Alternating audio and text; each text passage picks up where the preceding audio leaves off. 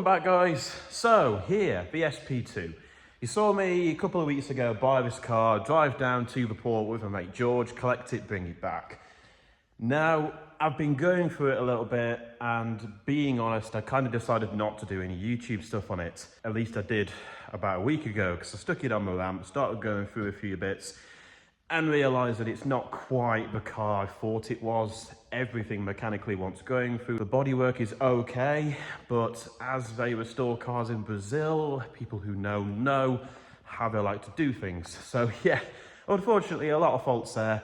I'm not mad at the car though. I love the car, it's awesome.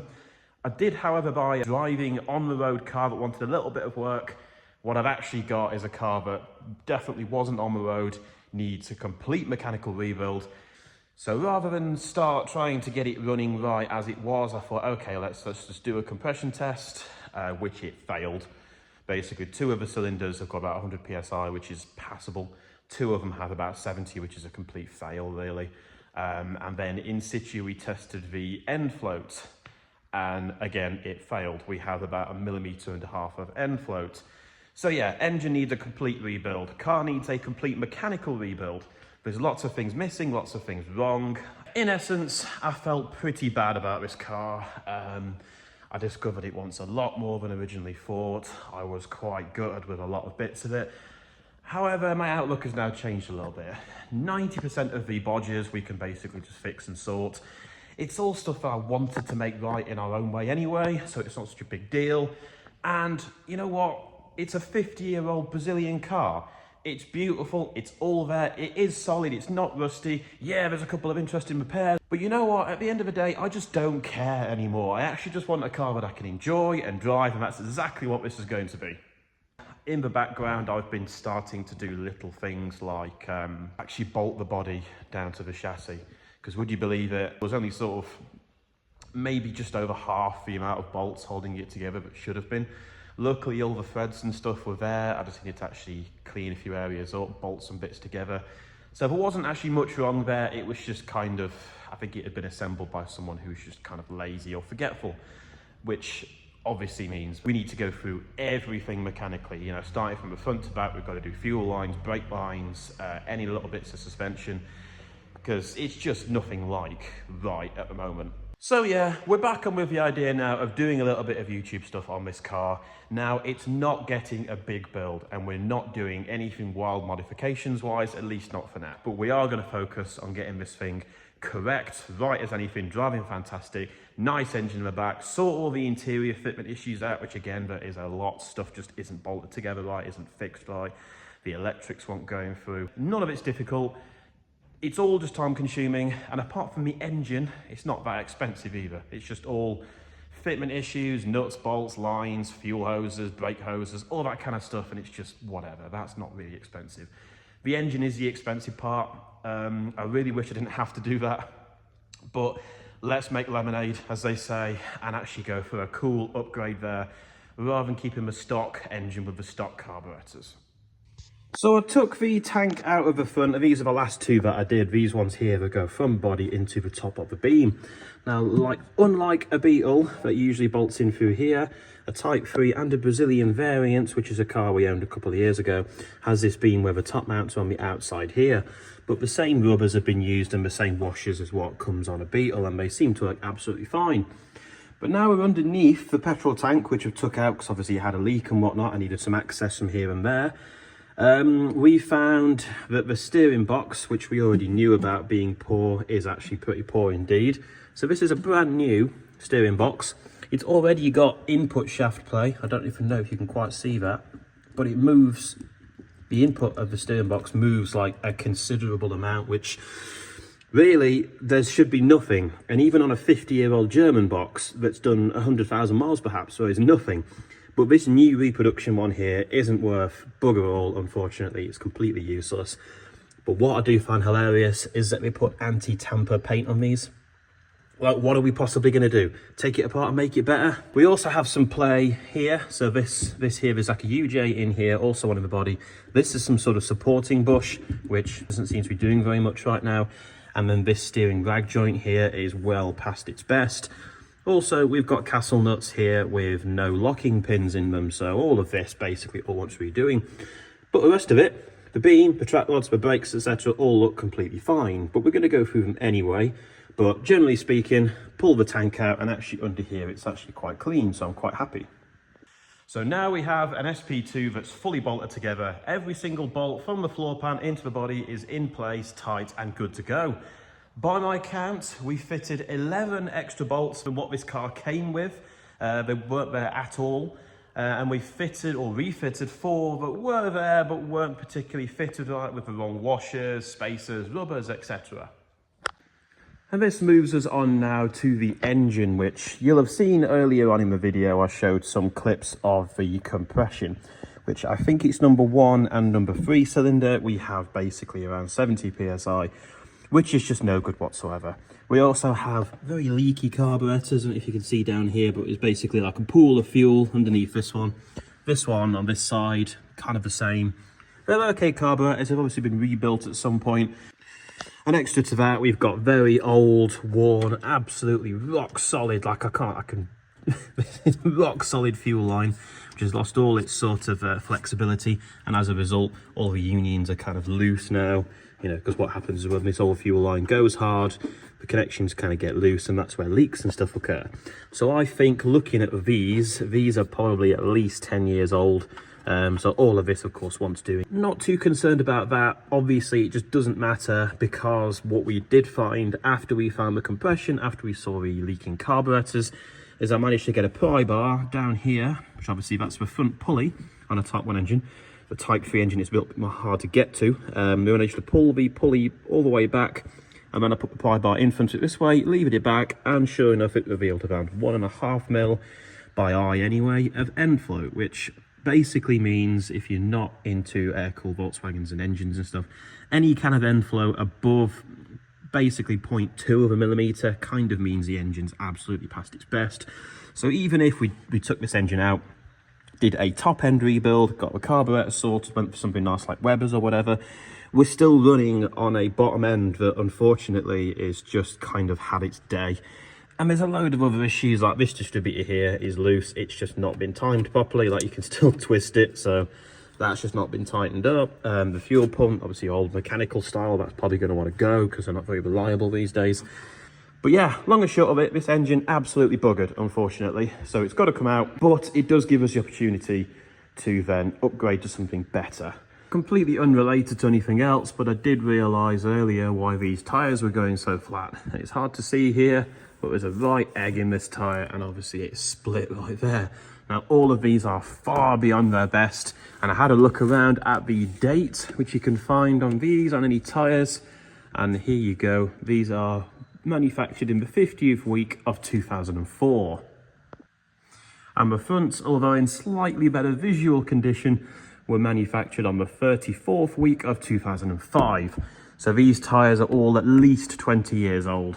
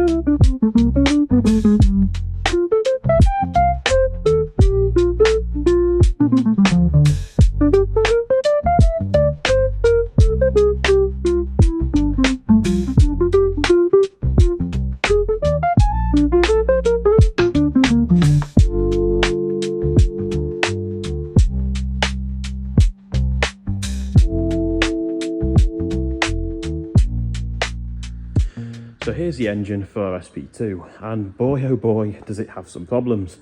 Now you'd think, looking at this, it's quite clean, there's not really any evidence of it being used on the road for so long.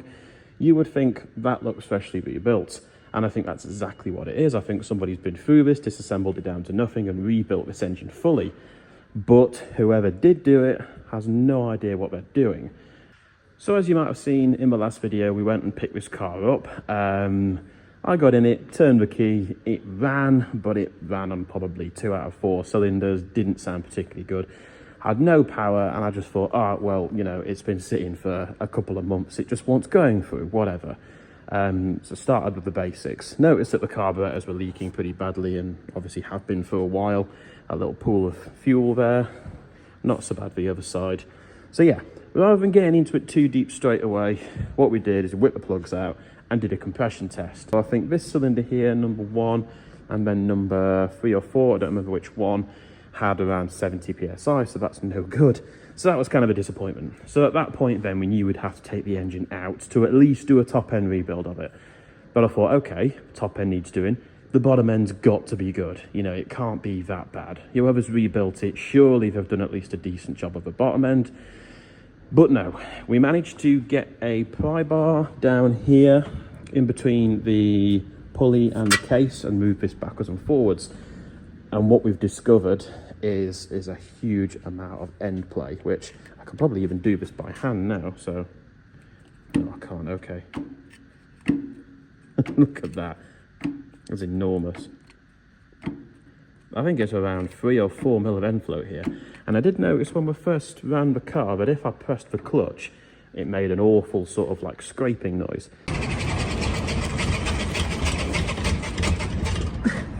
And I think what that actually was is the pressure of the release bearing actually against this clutch plate here. It's physically pushing the whole crank assembly backwards to a point where it's actually rubbing on something in here or somewhere else inside the engine. So I kind of assumed starting off there was going to be something wrong with it, but it's so much worse than we possibly thought it could have been. That is huge, and I'm going to get the little gauge now and actually measure it and see exactly how much that is coming out to. So this measurement here, this tiny little end flow, this should be between 0.07 and 0.14 of a millimeter, which is absolutely nothing. You should be able to feel it, but you definitely shouldn't be able to see it. And this, not only can you feel it and see it, but you can hear it. So I'm going to quickly get, just for a laugh, I'm going to get the DTI gauge out, put it on here and see just how much it's got.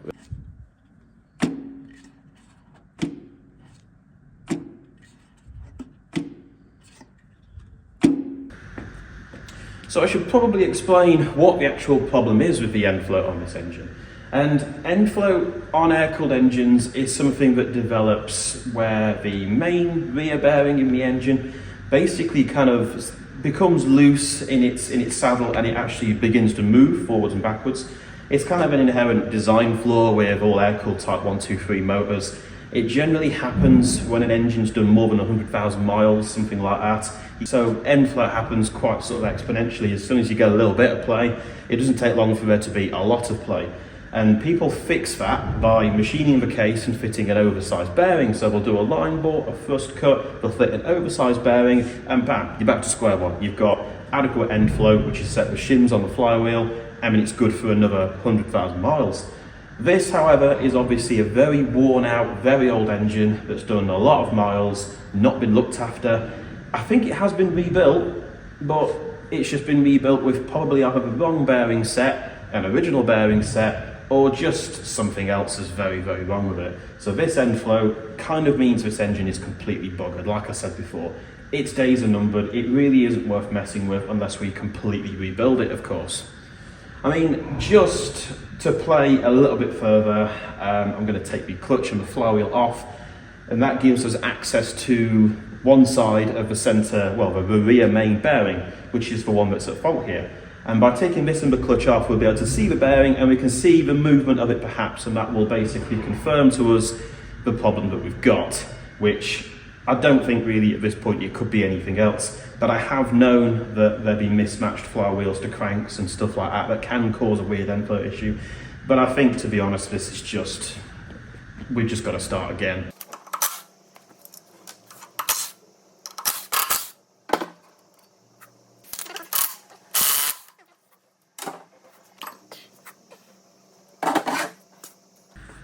So one other thing I was maybe thinking is that somebody had assembled this with no shims. So on the end of the crank, between the crank and between the bearing and the flywheel, there's 3 shims, which these shims come in all different sizes, and you're supposed to use those to set the correct end float. And that's only end float for between the bearing and the flywheel itself. That's not float of the bearing moving around. But I have known sometimes people either not put the shims in or put too many shims in. But this one does look like it does have the shims in it.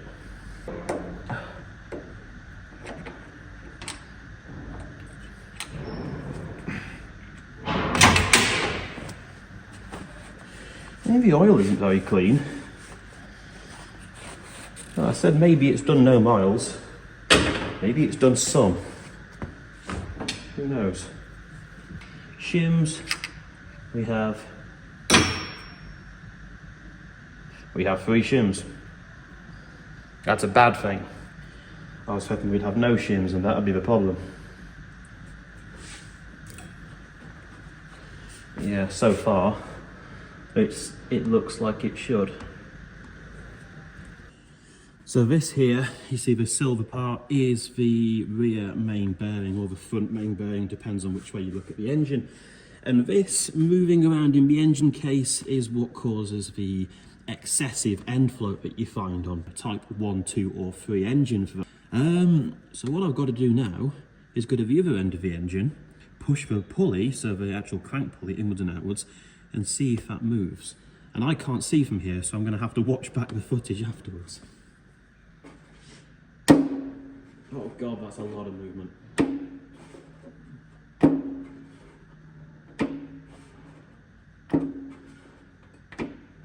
As suspected, this part here is moving in and out of the case, confirming the worst case, which is that somebody's rebuilt this engine, slapped a completely random set of bearings in here, obviously not something that's even to spec, and for some reason carried on and built the entire engine. So yeah, buggered.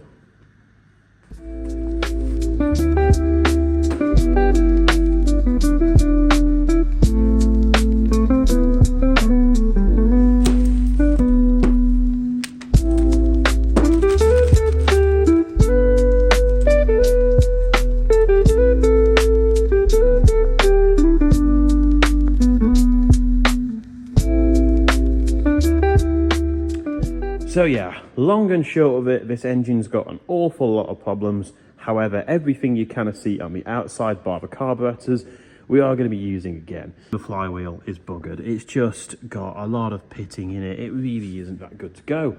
But it doesn't matter because our brand new engine has a lightened flywheel. How cool is that? So this little unit here, brand new 1776, this is our new replacement engine for the SP2. Now, normally I wouldn't just go ahead and buy an engine for a car like this, but the cost of this compared to rebuilding the existing one, it kind of seemed like a bit of a no-brainer. So this is a brand new autolinear case, which is a really nice quality. Brand new barrels and pistons, brand new MPGT V2 large valve heads. It's got a 110 Engel cam, it's got a cam to 69mm crank, it's got all CB performance rocker gear, and I think chromoly steel push rods as well. Also, you will notice it has full flow. So rather than the oil just going through this channel here and going into the engine, the internal gallery is blocked off, the oil comes out here and goes back in there, which this is great because it means you can run an external spin-on oil filter. However, we have got to change these because on a Type 3, the fan shroud is right here. These aren't going to work, so I've got to take these out and do like a sort of 90-degree one, which I found some online that will work absolutely perfect. Other things we're going to have to do to this, because this is a universal case and not specifically a Type 3 case or engine, is this oil pressure switch here is going to have to be moved. So I've got to take that out, put a plug in its place instead. And down here on the bottom, there is a blank where the Type 3 dipstick and oil filler normally goes. So I'm going to take that off, bolt the Type 3 oil filler on, and then the dipstick goes there. And of course, we also have a beetle dipstick, which this is going to have to be blanked off. So I'm just going to make a bit of tube with a bung in it to blank that off properly. But once we've done that, It's basically then a normal Type 3 engine. Like, it'll work absolutely perfectly in this car. So yeah, rather than rebuild the old one, go through the stress of doing that and waiting for it, and obviously having the case machined, which I think, being honest, the old engine case might be beyond machining, having so much end float. This one is a good, viable option for us, and is a nice upgrade as well. So we're going to be going from 65 horsepower to closer to 80, which isn't a lot of power, obviously, but should feel fantastic in a nice little lightweight car like this. So yeah, generally speaking, nice upgrade. Sucks to have to do it and have to spend the money on something which should have been right to begin with, but whatever, you know, like I said before, make this car actually a little bit better than it should have been anyway. So I've just been pulling this engine apart, taking all the timber off because we're going to get all that powder coated. And my theory about the horrible scratchy noise that the engine was making when the clutch was depressed has come true. So you can see this line here, it's kind of nicely machined in. It's hard to see, but it's probably about 1 millimeter deep. Machined into the back of the fan shroud. And what's happened is this fan here, which is bolted directly to the front of the engine, to the crank, you can see this bit here, the sort of bits where it sticks through, that has been directly rubbing on that there. So as you press the clutch, that was making all of the noise. So yeah, just give you some idea of just how bad the end float actually was. But yeah, this is all stripped down now, all the stuff's off of it, it's all in a box over here. Going to get all of this sandblasted, got a couple of repairs to make once it's all bare metal, and then we can get it powder coated, and then we can go about building up the lovely new 1776 engine. So within the next week or so, we can actually start at least mocking some of that up once I've got some of these parts back from the blasters and powder coaters. So yeah, I think that's going to be it for this video. As you've seen, we made a little bit of a dent in the start of the SP2. It's not quite the car it should have been. It's not quite the car I was advertised it was. But it's just like every other air-cooled car I've ever bought. It's come with a long list of to-dos, which I guess nothing ever changes no matter how much you spend on one of these cars. If it's air-cooled Type 1, Type 3, common gear, whatever, it will always come with a long list of to-dos. And yeah, the list on this one is a little bit longer than I wanted it to be. But whatever. The nice thing is we can actually go through it, build it the way we want. I'm going to be happy with it when it finally hits the road. It's going to have a bit more power. It's now actually all bolted together correctly. That's all sorted now. I don't get an awful lot of time to work on this car. Actually, since getting it a few weeks ago, I've only really done about a full day's work on it. But next up is going to be things like brakes, fuel line, which we've got issues there. I mean, if I show you quickly, this is the fuel line. Again, they're very old and knackered. The fuel filter is just sort of chilling. It's not really attached to anything. But there you go, that's just sort of hanging over there, which is just brilliant. The line itself is rock hard, very old. There's no hard line, it's just soft line front to rear, literally ran underneath the carpets, so all that's got to be done again. The gearbox, I think, has got to come out because, here you go, this is all just loose, that's not tight. This is literally just a bolt, it's not even got a thing on it. This one here is just loose again. These gearbox mounts are all buggered. This clutch cable has been shortened really badly. The Bowden tube is in the wrong place. The accelerator cable is too long. The suspension also isn't adjusted right. This side is too low. This one's about standard. This one's too low, so I've got to adjust that. So yeah, we've got an awful lot to be getting on with. It's all just regular, normal mechanical things that we can just sort. So that's what I'm going to be getting on with now.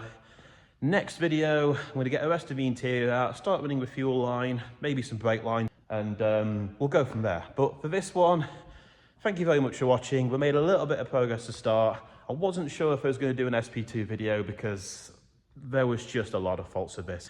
For a day or two, I felt pretty bad about it. But no, let's do YouTube stuff on it, might as well. So thank you very much for watching, and I will see you next time.